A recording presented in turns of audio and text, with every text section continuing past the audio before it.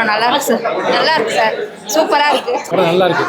படம் நல்லா இருக்கு சார். படம் ரொம்ப நல்லா இருக்குது. ரொம்ப பிரமாதமாக எடுத்திருக்காரு. படம் நல்லா இருக்குங்க சார். வணக்கம் எல்லாத்துக்கும் வணக்கம். வெற்றிக்கு ஒருவன் வந்து படம் நல்லா ஒரு த்ரில்லிங்காக போய்கிட்டு இருக்கு. பார்த்தீங்கன்னா அடுத்த என்ன சீன் வரும் என்ன சீன் வந்து எதிர்பார்ப்பு. ஒரு லோ பட்ஜெட் படமாக இருந்தாலும் ஒரு ஃபாரினில் போய் ஷூட் பண்ணி எடுத்திருக்காங்க. அதுக்கு மிகப்பெரிய வாழ்த்துக்களை நம்ம தெரிவித்துக் கொள்கிறோம்.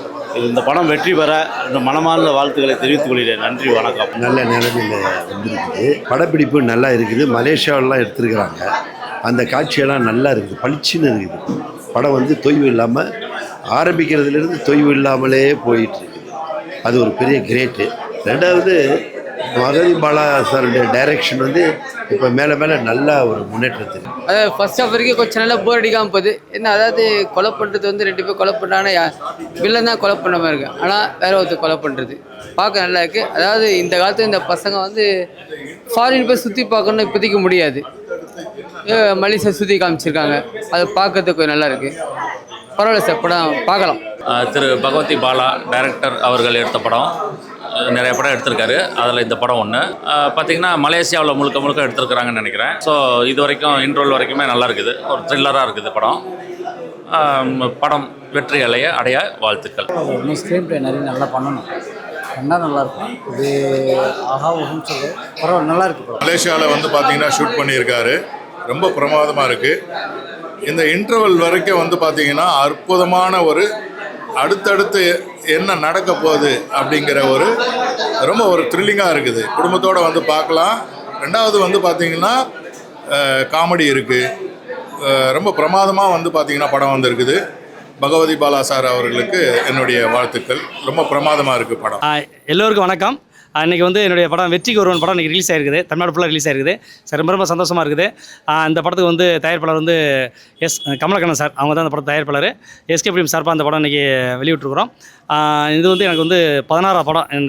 என்னோடய டைரக்ஷனில் என்னோடய படம் இது 16ஆம் படம். போன வருஷம் இதே நாளில் வந்து விடிஞ்சா எனக்கு கல்யாணம் ஒரு படம் ரிலீஸ் பண்ணேன். ஸோ நல்லா போச்சு. அதுமாதிரி இந்த படமும் ஆடியன்ஸு தமிழ்நாடு ஃபுல்லாக நல்ல காலிலேருந்து ஃபோன் வருது. நல்ல ரிசல்ட்டு. ரொம்ப சந்தோஷமாக இருக்குது. இந்த படம் வந்து ஒரு உண்மை கதையை தழுவி தான் எடுத்தேன். இந்த கதைனா இது மலேசியாவில் நடந்த ஒரு உண்மையான கதை. மலேசியாவில் வந்து ஒரு 70 வயசு ஒரு தாதா, பெரிய ரவுடி. அவருக்கு வந்து சென்னையில் நிறைய இடம் வாங்கி போட்டுப்பார். இப்போ ஒரு காலத்தில் வந்து அவர் ஒரு 3 பொண்ணுக்கு கல்யாணம் பண்ணி கொடுக்கணும்னு சொல்லிட்டு சொத்தை வைக்கிறதுக்காக இங்கே சென்னை வருவார். சென்னையில் பினாமியாக இருக்கிறவங்க இவங்க சொத்தை விற்றுட்டா நம்ம இதாகிடும் சொல்லிட்டு ஒவ்வொருவராக பிளான் பண்ணி இவர் எப்படி வந்து இவரை காலி பண்ணலான்னு சொல்லிட்டு ஒரு த்ரில்லரான கதை இது வந்து ஃபுல்லாக. அதேமாரி வந்து படம் ஃபுல்லாக வந்து ஒரு 60% மலேசியா, சிங்கப்பூர், சவுத் கொரியா 3 ஊரில் போட்டோம். ஏன்னா கதைக்கு தேவைப்படுச்சு அந்த இடங்கள்லாம். ஏன்னா அந்த உண்மை கதைனால அவங்க வாழ்ந்த இடங்கள்லாம் போய் நான் எடுக்க வேண்டிய சூழ்நிலை இருந்தது. ஸோ மீதி ஒரு 40% சேலம், மேட்டூர், பர்கூர் இங்கே எடுத்தேன். படம் வந்து இது ஒரு கலர்ஃபுல்லாகவும் இருக்கும். டோனு டிஃப்ரெண்டான டோனாக பண்ணியிருப்போம். இந்த படத்தில் நானே கேமராமேன், நானே டேரக்டர்னால இது மலேசியாவில் வந்து ஒரு டோனும், அப்புறம் சிங்கப்பூர் அது ஒரு டோனு, அதுக்கப்புறம் சவுத் கொரியா அது டோன் பண்ணியிருப்பேன். தமிழ்நாட்டில் வந்து ஒரு ட்ரையான ஒரு பிளேஸை நான் ட்ரோ பண்ணியிருப்பேன். ஸோ கதைக்கு ஏற்றாப்புல ஒரு ட்ராவல் இருக்கும். இதில் வந்து முழுக்க ஒரு லைட்டிங்கும் ஒரு கதைக்கு ஏற்றாப்புல தான் பண்ணியிருப்போம். சில இடத்துல வந்து நேச்சுரல் லைட் தான் யூஸ் பண்ணியிருக்கேன். நிறைய இடத்துல மலேசியாலலாம் பார்த்திங்கன்னா நேச்சுரல் லைட் தான் யூஸ் பண்ணியிருப்பேன். தமிழ்நாட்டிலையும் மலேசியா, சவுத் கொரியா, சிங்கப்பூர் மட்டும் ஒரு வேறு டோனில் ஒரு ப்ளூ டோனில் ஒன்று பண்ணியிருப்போம். இது வந்து 4 சாங்ஸ் பிரமாதமாக இருக்கும். சாங்ஸ் பார்த்திங்கன்னா நமக்கு வந்து ஜான் பீட்டர் அவங்க பண்ணாங்க. அதுமாதிரி ஃபைட்டு வந்து நித்யா பண்ணியிருந்தார். மிக பிரமா பண்ணியிருந்தார். இந்த படம் வந்து என்ன மெசேஜ், நான் ஆக்சுவலி இது த்ரில்லர் மூவியாக இருந்தாலும் நான் என்னோடய படம் எல்லா படமுமே நான் என்ற ஒரு மெசேஜ் சொல்லுவேன், கண்டிப்பாக சொல்லுவேன். எல்லாருமே தெரியும். படத்தில் வந்து என் படத்தில் மேக்ஸிமம் ஆபாசம்லாம் இருக்காது, ரொம்ப வன்மையாக இருக்காது, ரொம்ப ஒரு ரத்தம் சார்ந்த ஒரு படமாக இருக்காது. எல்லாருக்கும் ஒரு யூஸ்ஃபுல்லாக இருக்கணும், கலகலப்பாக இருக்கணும், ஜாலியாக இருக்கணும். ஸோ அப்படி தான் எடுப்பேன். கமர்ஷியலாக தான் எடுப்பேன். அதில் வந்து ஒரு எல்லாமே இருக்கும். சாங்ஸ், அருமையான சாங்ஸ் இருக்கும், ஃபைட் இருக்கும், எல்லாமே இருக்கும். இந்த படத்தில் என்னென்னா அதாவது மகாபாரத்தையும் ராமாயணத்தையும் நம்ம ஞாபகப்படுத்துது. ராமாயணம் என்ன சொல்ல வருது, மகாபாரதம் என்ன சொல்லுது, அது இன்னும் நடந்துட்டு தான் இருக்குது. அது வந்து மனிதராக என்றைக்கு நம்ம நேசிக்க தொடங்குறோமோ அப்போ தான் உண்மையான வாழ்க்கை நடக்கும் அப்படின்னு தான் அந்த கதையை சொல்லியிருக்கிறேன். அதில் பெண்ணாசை, மண்ணாசை ரெண்டுமே வந்து இருக்கிறவங்க கடைசி வரைக்கும் நிம்மதியாக இருக்க முடியாது. அவங்க ஒரு நல்ல ஒரு லைஃப் வாழ முடியாதுங்கிறது அந்த படத்தில் ஒரு கதை. இதில் வந்து புதுமுகங்களை வந்து ஜேகே விவேக் ஹீரோவாக நான் இதில் அறிமுகப்படுத்தியிருக்கேன். மிக பிரமாதமாக நடிச்சிருக்காரு அவருக்கு.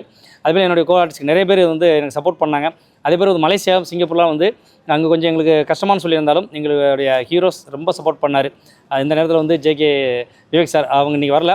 ஸோ அவங்க சேலத்தில் படம் பார்க்குறதுனால இங்கே வரல, சேலம் இருக்குது. ஸோ அவர் ரொம்ப சப்போர்ட் பண்ணார். இதுக்கு இந்த படம் முடிஞ்சதும் அடுத்த படம் வந்து சிவசம்மன் ஒரு படம் பண்ணியிருக்கிறேன்.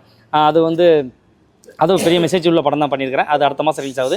ஸோ எனக்கு வந்து அது என்னை பொறுத்தளவில் பெரிய படமாக சின்ன படமான பார்க்குறது இல்லை. ஸோ படங்கள் வந்து வெற்றி தோல்வி நம்ம கையில் கிடையாது, அது வந்து ஆடியன்ஸ் கையில் தான் இருக்குது. நமக்கு படம் பிடிக்குதா, என்னோட ப்ரொடியூசர்ஸ் பிடிச்சிருக்குதா.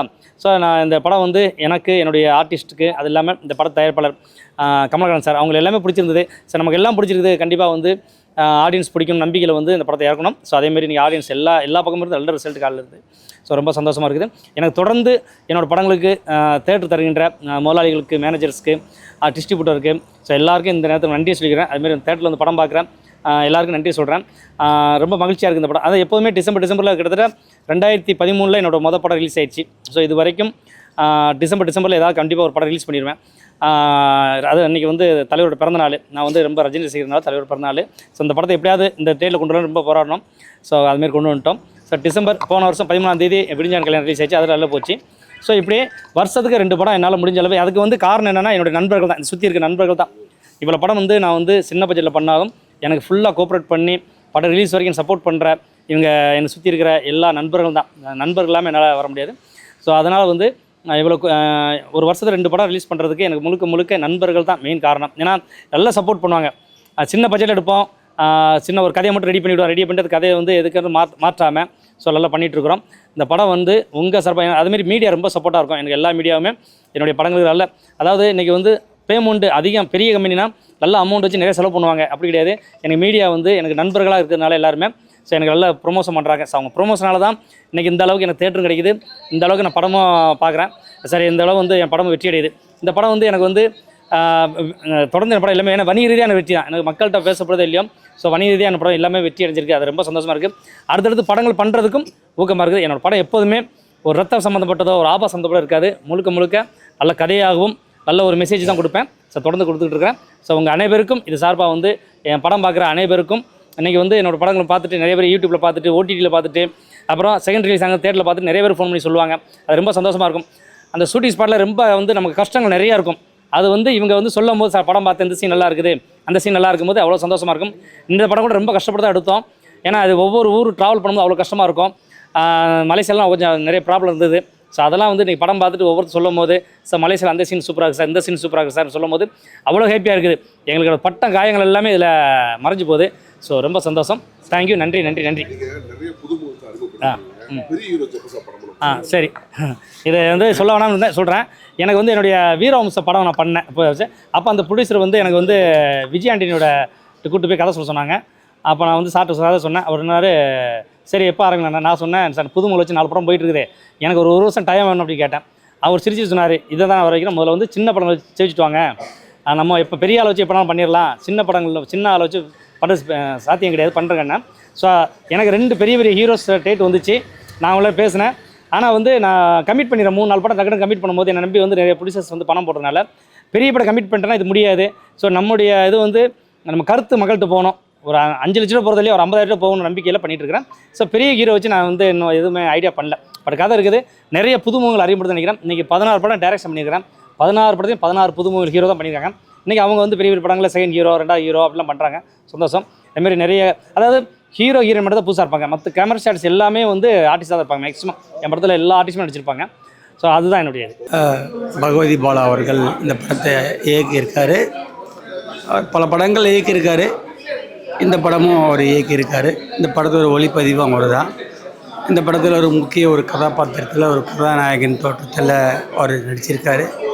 இந்த படத்தில் நானும் பணியாற்றியிருக்கேன். இந்த படம் பார்த்திங்கன்னா ஃபாரின்லாம் போய் ஷூட் பண்ணியிருக்கோம். மலேசியா போன்ற நாடுகள்லாம் போய் ஷூட் பண்ணி இந்த படத்தை வெற்றிகரமாக முடித்து இன்றைக்கி திரைக்கு வந்திருக்கு இந்த படம். இந்த படத்தில் நானும் ஒரு சில காட்சிகள் நடிச்சிருக்கேன். இந்த படத்தில் பணிபுரிஞ்சிருக்கேன். இது வந்து ஒரு த்ரில்லிங் மூவி.